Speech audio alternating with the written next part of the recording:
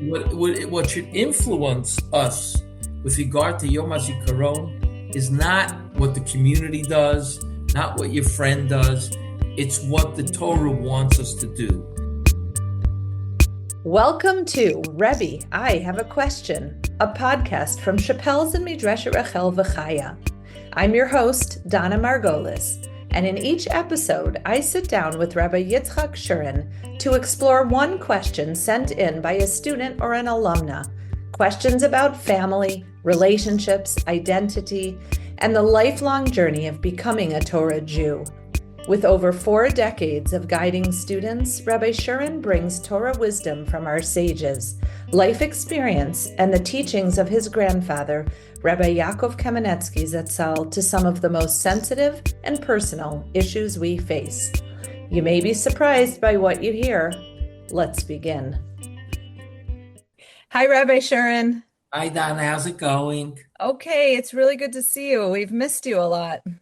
Yeah, it's nice to see you 5,000 miles away. Right. So just for context, I think we should tell all of our listeners that right now Rabbi Shuren is actually in New York, but he's not going to be there long. He's en route to Toronto to be there. We were all worried about the flight cancellations because of the war and everything. And Baruch Hashem, Rabbi Shuren's granddaughter is getting married in a couple weeks. So they had to take a flight while they could get one. So he's out of the country for a little bit, which is good for Zahava, his daughter, and the whole family. By the way, I mentioned to a friend of mine who's also a Midreshet alumna that Zahava was making a wedding, and she couldn't believe it. She said, Zahava, it feels like she got married yesterday. So all of us remember Zahava's wedding, and now, of course, her daughter's getting married. It's really nice. Right. Yeah. And I just want to say one more thing. Sure. I think it's appropriate to acknowledge that today is your mom's yahrzeit. Thank you very much. Okay, maybe you'll dedicate what we're about to say in her name if you want. Well, I think given what I know about her, it's highly appropriate. Oh my gosh. Yeah. Right. Okay, so could you tell us her name? Sure. Malka, Imam Marasi Malka Bat, Reb Yaakov. Right. It's pretty easy. Okay, so Yeah. Malka Bas Rebbi Yaakov. Our neshama should have an aliyah, and she would have loved to hear this year. Okay, good. Great. Wow, that's such a good introduction. Amazing. Okay, so let's get started, Rabbi. Sure. Today is, like all of our questions, but especially today's question is one that I think many of our alumni struggle with.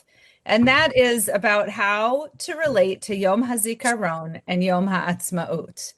Now, why is this a struggle? First of all of us that went to Midreshet or Shapell's, if you're listening to this, certainly internalized the Darchei Noam approach. And we were instilled with an awareness and an appreciation for the state of Israel and certainly for the IDF. However, many of us have found ourselves in communities, especially in the United States, where these days were not really part of the calendar at all. And even in Israel today, there's a wide range of approaches.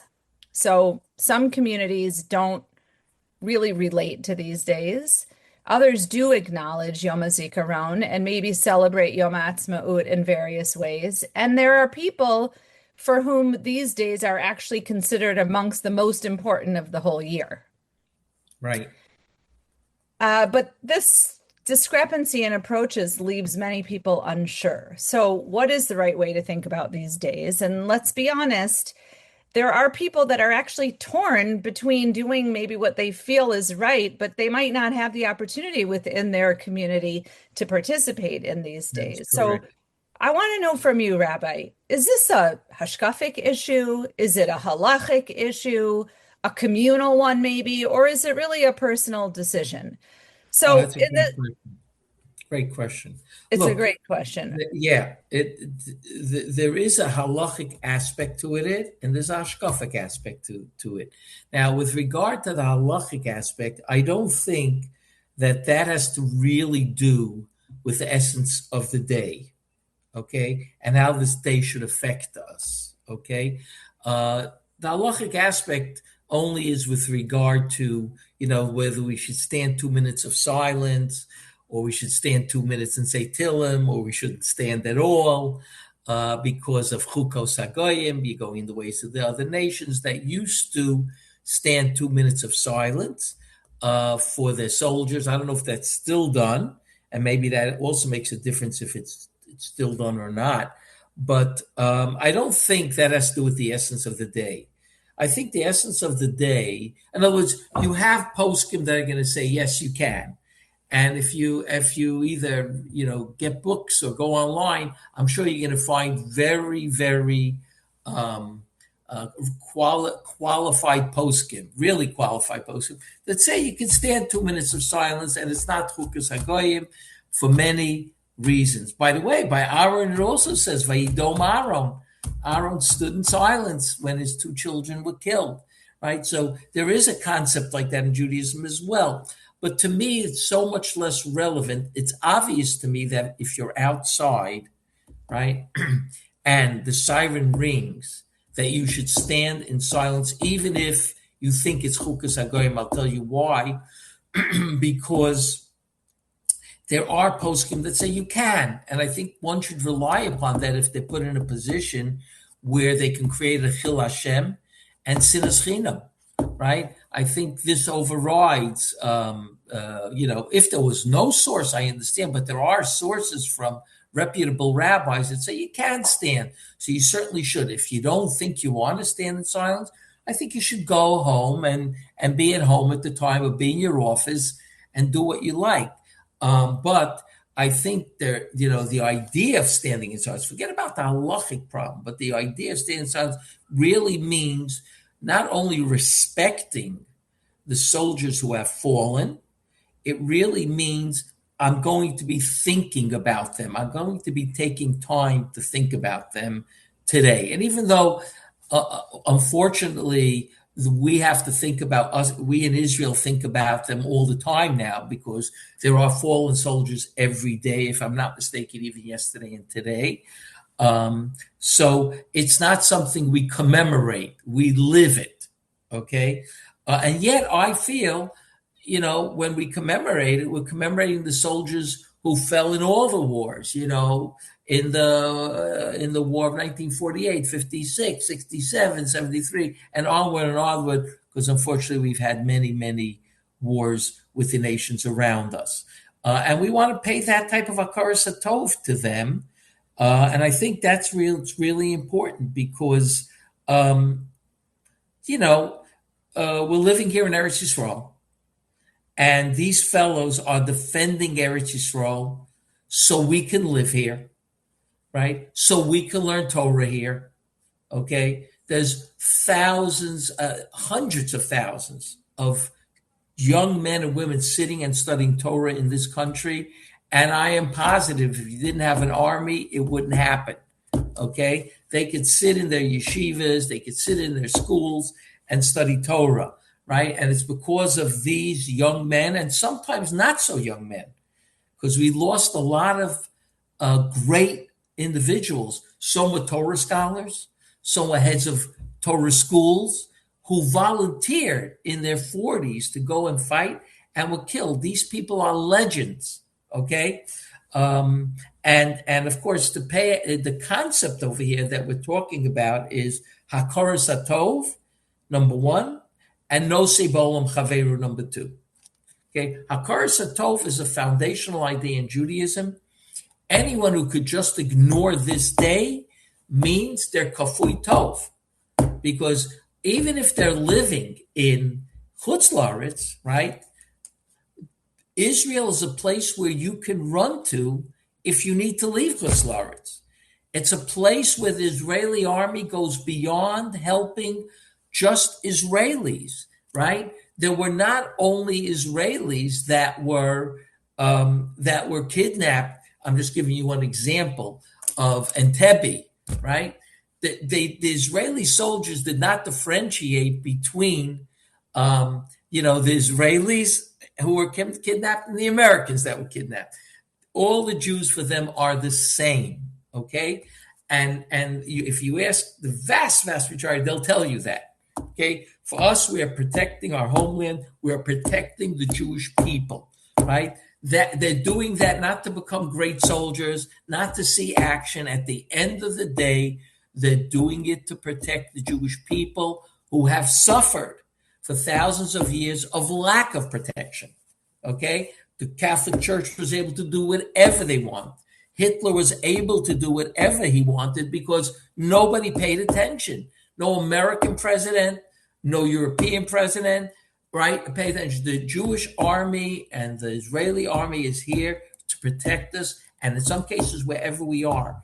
That really obligates us in a tremendous HaZikaron because they're here to protect us and they're willing to give up their lives, and how many have given up their lives from the founding of the state onward to allow us to be a free nation, a nation that feels protected wherever it is, even in the United States, because we know we can leave and come to Eretz Yisrael and there'll be an army here that cares about us and that we're first on their list to protect, right? That's what, for me, Yom HaZikaron is really about. Okay, so I appreciate that, and obviously our listeners picked up on the fact that you're talking about Yom HaZikaron. The issues with Yom HaAtzmaut are going to be very different, but let's concentrate on Yom HaZikaron just for 1 minute. You mentioned a lot of things that I do want to clarify for our listeners. So, number one, without a whole history lesson here, but I think saying thank you, being nosabol im chavero and hakaras hatov, the two concepts of gratitude and sharing the pain of our fellow brothers and sisters, which is the 2 points that you really mentioned there, they seem so obvious. So again, without a whole history lesson, but can you give us just, you mentioned this concept of chukas hagoyim, that people don't want to stand for 2 minutes because maybe it's a goyish concept. But how did we get to this point that even something like this that seems obvious is disputed? Right. So again, if we're talking about the technical standing there for the chayalim. Right? There's a lot of other things you could do today. Okay. So I don't have a problem if a person says, well, I posture like those that can't stand 2 minutes in silence. All I ask is they don't walk around while they're outside. Right. But those same people, if they're not ready to say a tefillah, to have the soldiers be protected by their tefillah who are fighting for them, right? That to me is something that's completely unacceptable. Okay. And if there are groups that don't say a tefillah for the chayalim, right? For me, I really am fearful that in the next world, they're going to have to pay a heavy price. Because when somebody is sick and somebody calls you and says, my friend is sick, would you daven for them, right? You never hear someone saying, I don't know your friend. I'm not going to daven for them. They're always sympathetic. They'll put them on a list, this and that. Is a chayal any less than that? Let's not forget that many of these chayalim, even though it's absurd to even say this, are dati, are really, some of them are talmidei chachamim learning in Hesed yeshivas. Some of them learned in regular yeshivas, right? And some of them are people's family. When someone says to you, can you pray for me? Why is that any different than someone pray for my friend who is sick? Right. Well, I don't mean to push back, but I have a son in the army. We've talked about that before. I feel that the whole world is praying for him. I mean, from across the religious spectrum, and probably the most committed people are, I don't want to say, but everybody is praying for him. And I don't think there would be anybody that would say, no, I wouldn't pray for this chayal. But what I do know is that, especially outside, also in Israel, but also outside of Israel, I bet that many of our listeners, unless they're in very Zionistic communities, will say that Yom HaZikaron can come and go without them even knowing that it's a day on the calendar, because nothing is done on a communal level to commemorate the fallen soldiers. Again, that could actually be but that for our students and alumni, that should not be the end all. In other words, they have every from Jew or every Jew has an obligation of nosi bolam chavero. Gedolei Torah said this when the Jews were fighting the war, the Yom Kippur War. Rav Gustman said to his students in Netzach Yisrael, you have to be nosi ba'ol. I don't want anyone taking off their shoes or clothing to go to bed tonight, just like the soldiers are fighting and they're sleeping in their boots. So obviously he held as a din of nosi ba'olam chavero. And certainly nobody would deny that we have to have a koras hatov to the soldiers. I'm not eliminating God from the equation. Have a koras hatov for God and the soldiers who are doing God's ishtadlus. Yeah. Right. That I think if their community is not doing it, I think their community should do something. You want to say Tillim today, you want to say Mishnayot today for the neshama of the Chayal, right? Mishnah neshama. Find ways that you could use the day in a way that meets your halachic and religious standards. But think about it. The basic idea is to think about that some of our best youth, right, are on the front lines protecting our country, went into, in recent times, Gaza, went into Egypt, went into Syria and Lebanon, and they were killed there because they wanted to protect all the Jewish people in the land of Israel. That is something, even if you live in diaspora, is it meaningful for you to know that there's 7 million Jews being protected? You know, when you hear sirens and Jews are running to shelters, you don't want to feel with that. You want to be no sabolim chaver. The Gemara is very sharp about someone who's porish min hatzibur. It's a terrible thing if you're porish min hatzibur.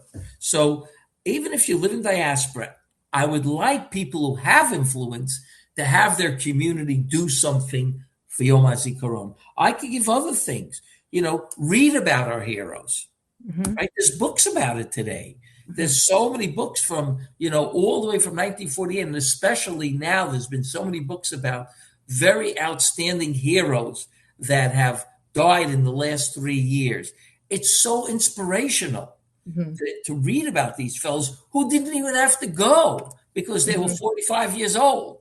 And they left their wives on October 7th in order for one thing, to save Jewish people, right? How could you not be inspired by that, right? You're inspired when, you hear about Jewish people being in the forest in World War II and fighting the Germans. It's so inspirational. And here it's not inspirational, yeah. Right? And so that's another way of commemorating the soldiers, right, is to commemorate. There are guys who are sitting and learning Mishnayos and Daf Hayomi in Gaza every day. We have pictures of it. Okay, for those people, it's not worth thinking about them and reading about them.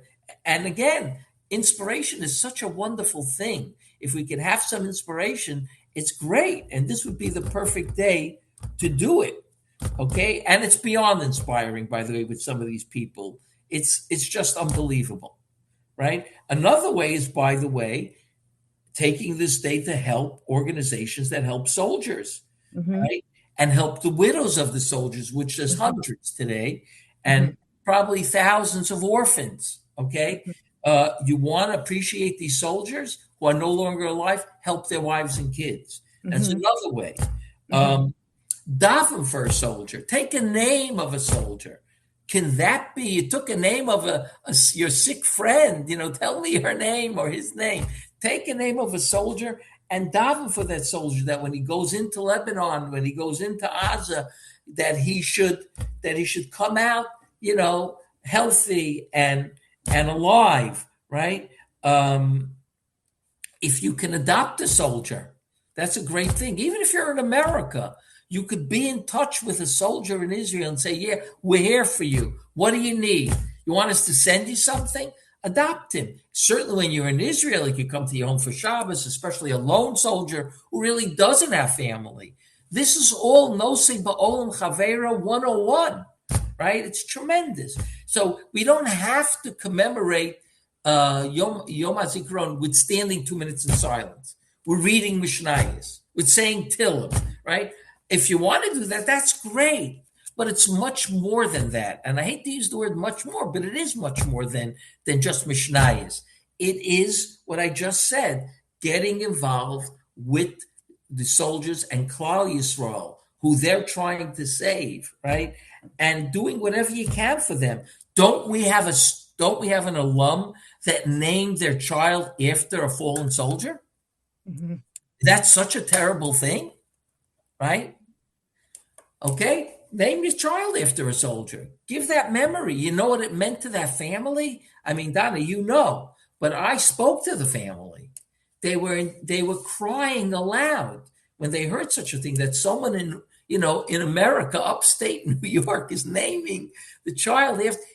That makes you feel doesn't make you, you're not feeling alone anymore, right? When in the death of your child, you feel there's people out there who care, right? Shouldn't we care about people who are trying to save the land of Israel, the people of Israel, and the Torah of Israel? Meaning people studying Torah in Mir, in Panovich, in Hesda yeshivas, all over. There's hundreds of thousands of Avreichim and Talmidim that are feeling protected because there are soldiers there. Okay, wow. It's not surprising, but I will say that you moved me to tears with those ideas, and it's really practical and wonderful ways that people both here in Israel can add to the way that they experience the day, but of course people around the world. Just for our listeners to clarify a few points that you made, and maybe I'll just mention something anecdotal, that if anybody doesn't know the story of our alumni, I publicized it last year, but if anyone would like to know the story and doesn't know the story about the family that named their son Noam Eliezer after a fallen soldier, just reach out to me. I'm happy to share it with you. The other thing is that I wanted to just mention that this week we actually lost two reservists. One was 48 years old. His name was Barak Kalfon, and he was a husband and a father of two little girls, 48 years old, in the reserves, and he was out fighting as a combat soldier. The other one is his name was Lidor. Let me see if I can find it quickly. Lidor Porat.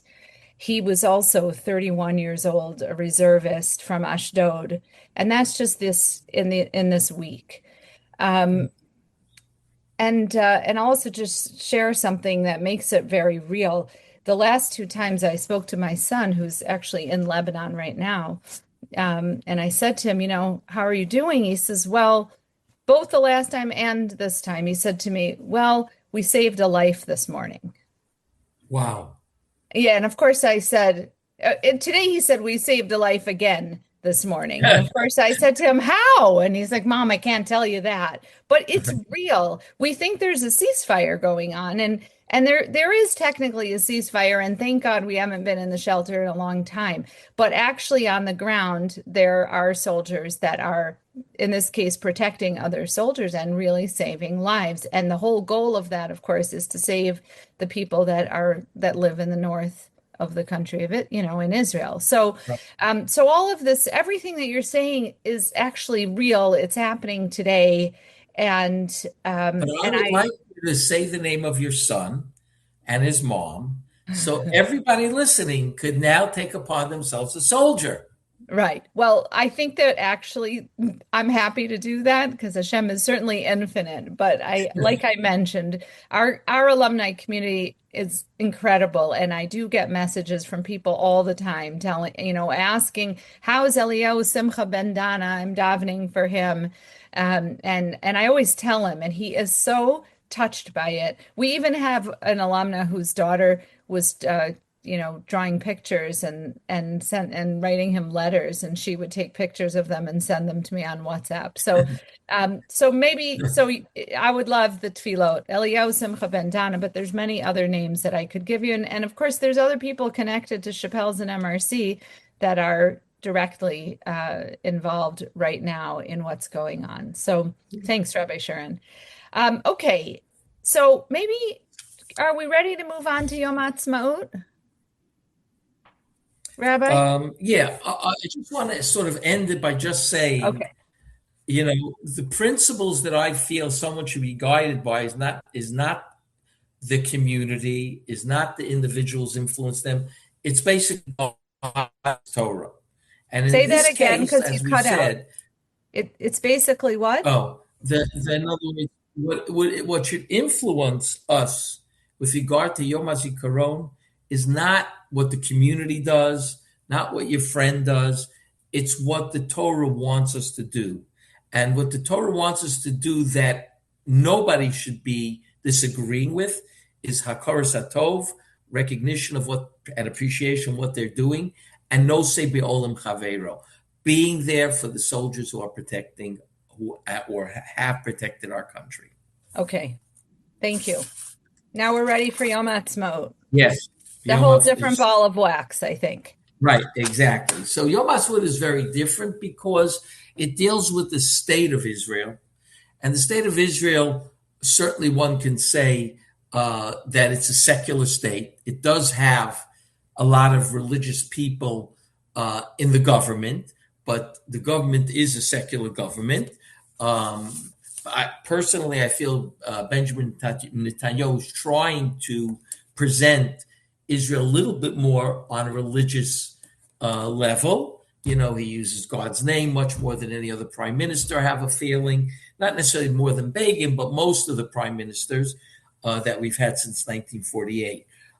So I wouldn't exactly call it a secular state, but overall, I think it's fair to say that. And therefore, how I'm going to look at this state, right, will depend on, will I take note of the state of Israel? And I take note, will I say Hal Yom Ha'atzmaut? Will I not say Hal? Will I say Hal without a bracha, with a bracha? But I want to tell you something very interesting. Because obviously the people who feel that the state of Israel is Hatchalta de Geula are going to be pushing the idea of Hallel. There are many groups like that, National Religious, America's Rav Kook, many of the Zionistic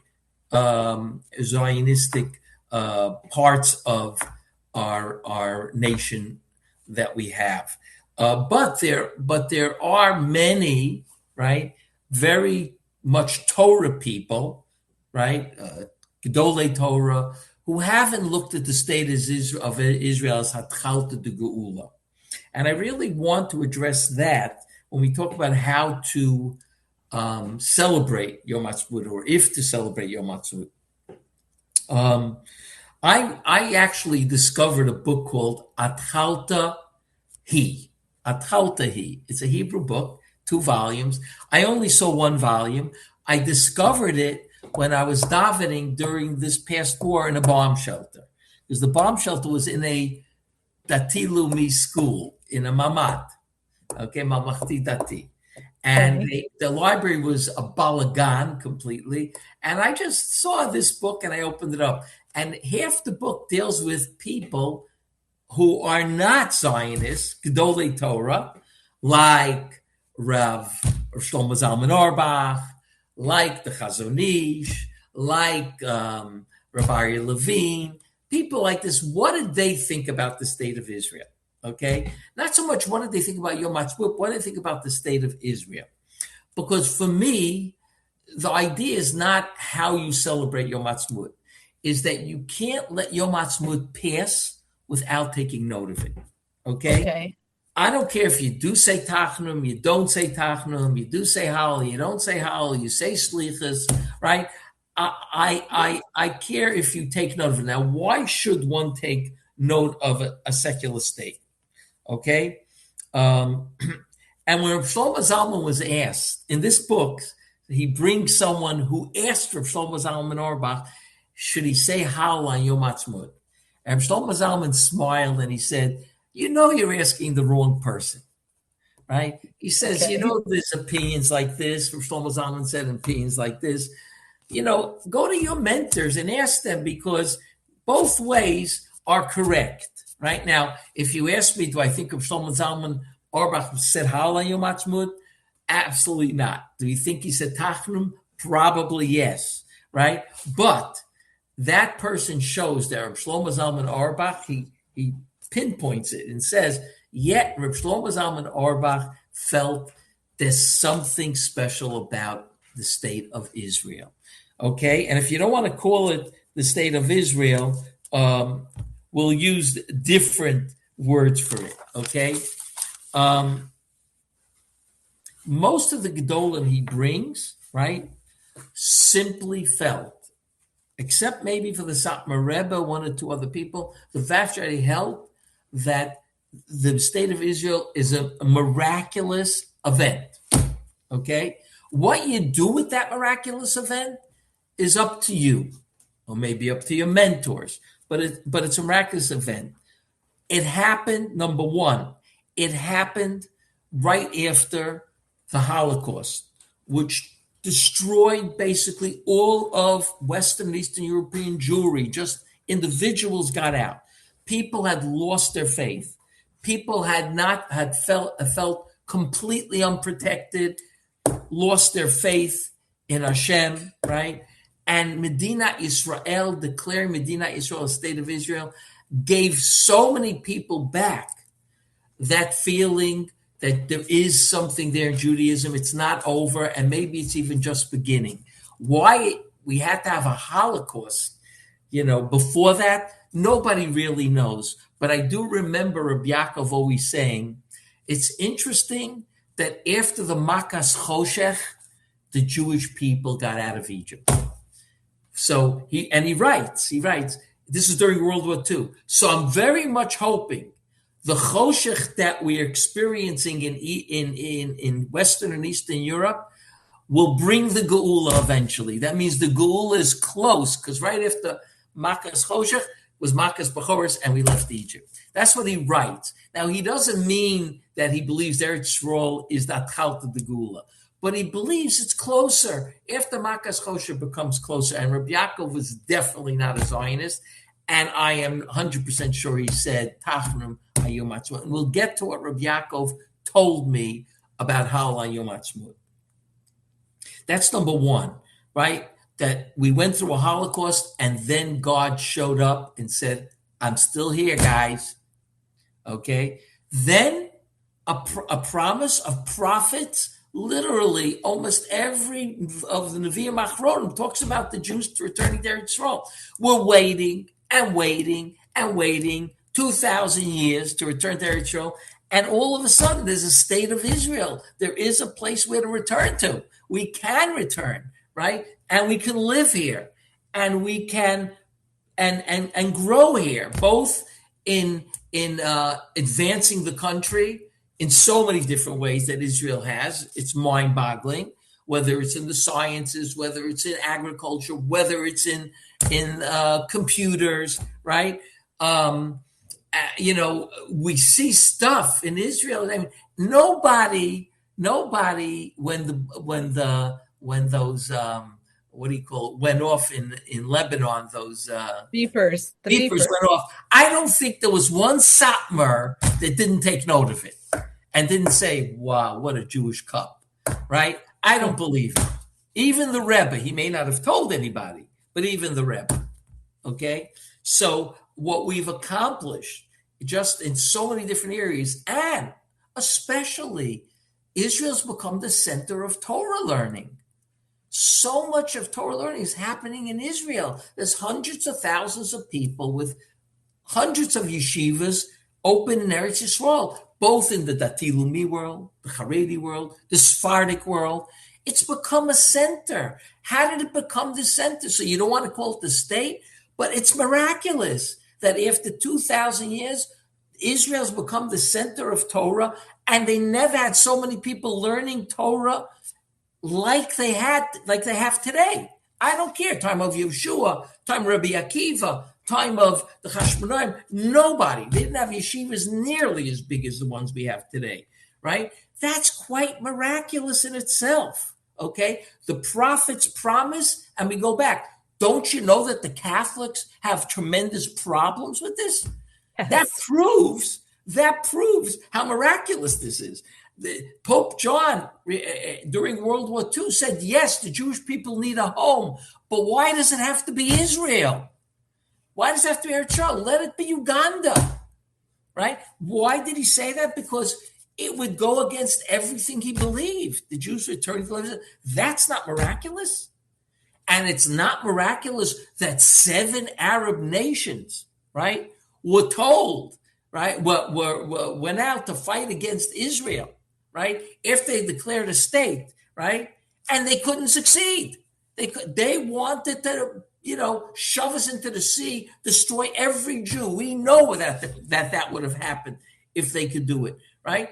That's not miraculous. 7 armies going against this small, tiny 600,000 Jewish people. It's nothing. And do you think they had an air force like today? They had planes throwing out bottles. They were throwing out bottles, Coke bottles, to make a sound, right? And they succeeded. That's not something that we should take note of on Yom Ha'atzmaut, right? And then that the UN voted the state of Israel. When was the last time the UN voted for Israel? Once, the state of Israel. That is miraculous. Rav Soloveitchik says it's mamash miraculous that this happened. And even non-Zionist rabbis hold that there were miracles here, and there's constantly miracles here, right?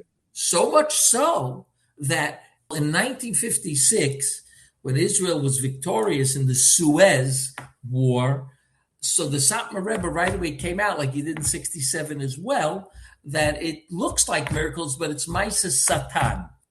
And Rabbi Yaakov, who was very close with the Satmar Rebbe, and Rabbi Yaakov was certainly not a Zionist, said that he's very disappointed that the Rebbe said that because God doesn't need to ask permission of the Satmar Rebbe to perform miracles. He could perform miracles without his permission. And he said this publicly, Rabbi Yaakov. Yeah, because miracles are not, again, you have the state of Israel, and you could say what you want about the state of Israel, but the fact that, number one, this happened after World War II, when the vast majority of Jews had no more emunah in the faith of Judaism and God. It happened then. 2, it was a promise that the prophets said, and it happened, and it's still happening, and the fruits are growing.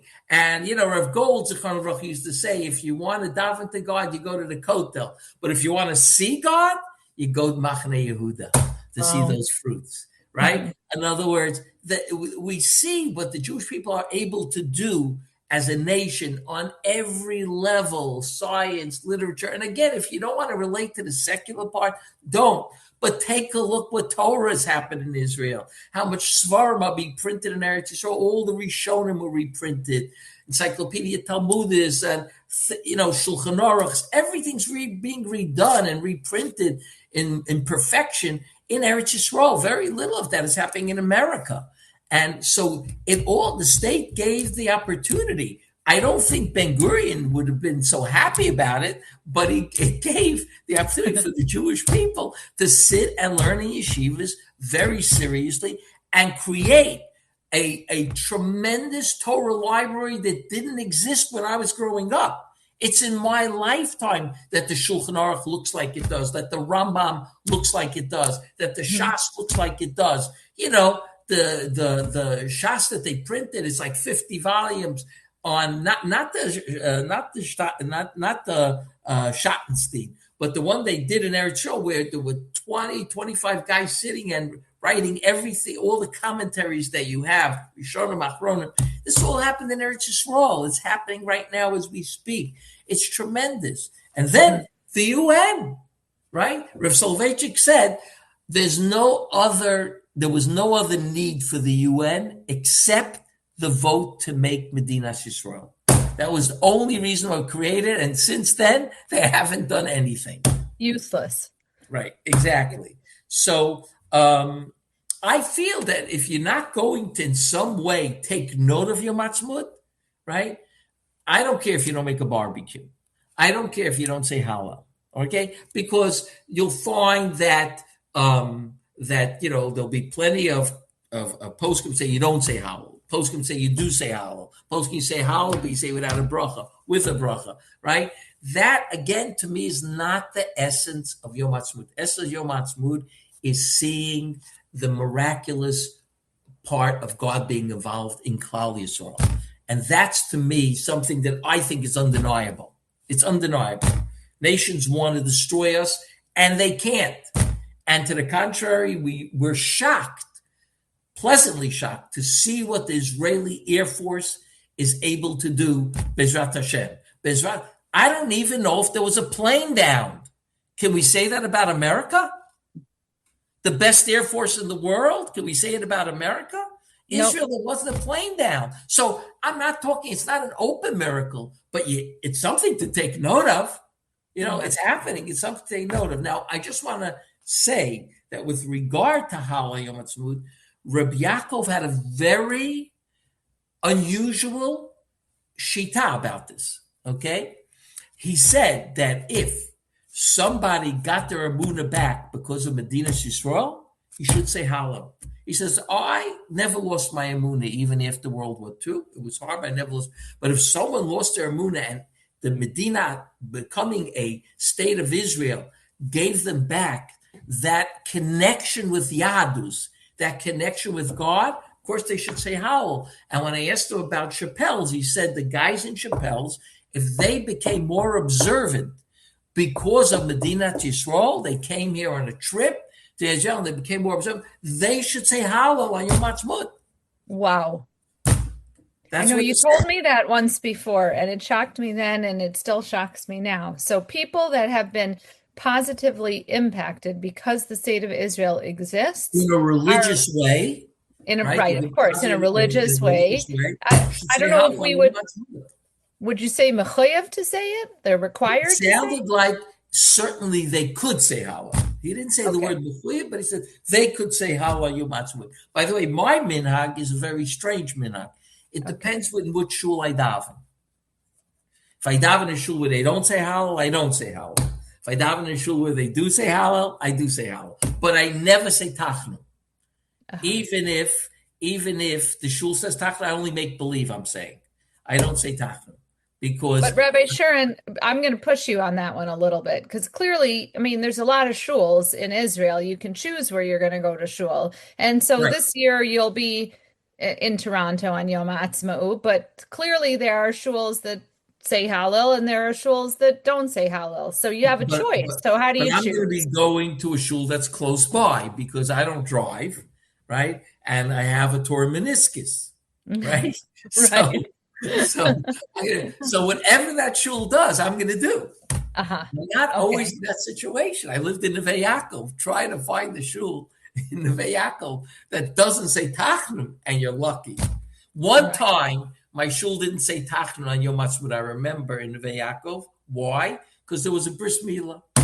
Oh, I got it. Interesting. So what else? If you're not going to go to a shul that says Hallel, and you gave us such wonderful examples of how to mark the day of Yom HaZikaron. What are some things that people could do on Yom Ha'atzmaut? So that's why I say they should definitely be thinking about how miraculous this is that we have a country that was promised by the prophets, that God came through, right? We have miracles in every war. I can't say again. You can always argue open miracles, not open, but they look quite miraculous. Percentage-wise, these things don't generally happen to anybody else, right? You should take time to think about that. You want to do it with a barbecue, like we do the 4th of July. A Jew in America that celebrates the 4th of July with a barbecue, I can't accept that he will not celebrate Yom Ha'atzmaut with a barbecue. I am sorry. I heard the same thing. I heard like somebody said, I don't know who it was, but somebody said to somebody else, like, we are so complicated. In America, everybody celebrates 4th of July. It's simple. Everyone has a good time and they celebrate it and maybe they have some thoughts about being grateful to the United States or They whatever. should. Yeah, they should. I don't know that they always do, but in Israel, it becomes a huge machlokas. So maybe we should take a page out of that book and Right. and Exactly. not make it into such a big Forget deal. about political. And Right. I'm not saying forget about halacha, but if your halachic problems, avoid them. If you don't want to say halal, there's plenty of people you could rely upon. You want to Yeah. say tachlim, say it. Even though I don't say tachlim, no matter where I'm, because the Panavisha Rav said, when they asked him, what do you do on Yom Ha'atzmaut? He says, I do exactly what Ben Gurion does. I don't say halal and I don't say tachlim. But he does fly a flag. He did fly a flag in Panavisha Yeshiva, correct. Yeah, he And I does. think that's what we should all do. If no other reason, I always say to my students, for no other reason, you should fly a flag just to let the Arabs know we're here to stay. Mhm. Mhm. Wow, that was it seems so simple. You took such a hard question for me, a hard question to ask, and I think something that's on the mind, or at least should be on the mind of lots and lots of people, and made it seem pretty darn simple.